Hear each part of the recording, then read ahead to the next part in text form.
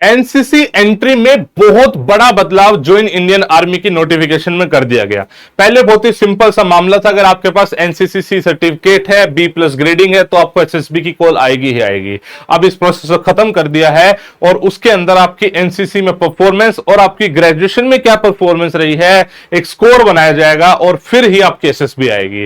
ये थोड़ा सा मुश्किल हो गया है बिकॉज डायरेक्ट एसएसबी एनसीसी वाले बच्चे ले पाते थे और एक अच्छा उनके पास ऑप्शन होता था कि भाई साहब एनसीसी करी है, एसएसबी मिलेगी, 25 साल की एज तक मिलेगी, बच्चे में कैपेबिलिटी है, तो निकल जाता था। और हम भी बहुत ज्यादा कंट्रीब्यूट कर पाते थे ऐसे बच्चों में, बिकॉज 15 डेज के लिए बच्चा टाइम निकाल के हमारे पास आता था फॉर एसएसबी की प्रिपरेशन।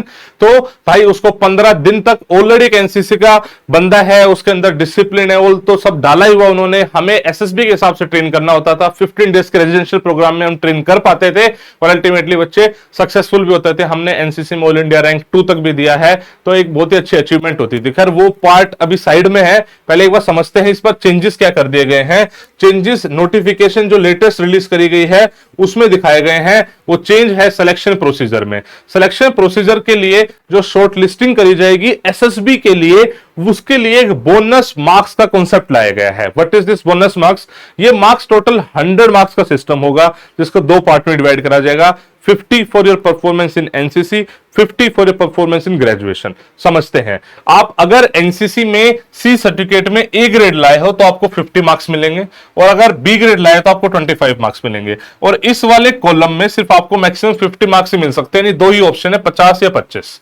ठीक है, वहीं पे ग्रेजुएशन की बात करते हैं। ग्रेजुएशन में अगर आपके मार्क्स 85% से 100 के बीच में है तो भाई आपको 50 मार्क्स मिलेंगे। 80 टू 84.99 है तो 40 मिलेंगे और इस तरीके से 60 टू 64.99 को 5 मार्क्स मिलेंगे और अगर 60 से कम है या 60 तक है तो नील मिलेगा। अब मैं एग्जांपल से समझाता हूं। सपोज करो एक बंदा है, ये खुद नोटिफिकेशन में दिया हुआ है, अगर एक बंदा है जिसके 78% मार्क्स आए ग्रेजुएशन में और उसका बी ग्रेडिंग है तो ग्रेडिंग के उसको मार्क्स मिलेंगे ऑब्वियस सी बात है 25 और 78% के लिए वो ब्रैकेट में आता है, इसमें यहां मिलेंगे 30, 30 प्लस 25 उसके 55 मार्क्स हो गए।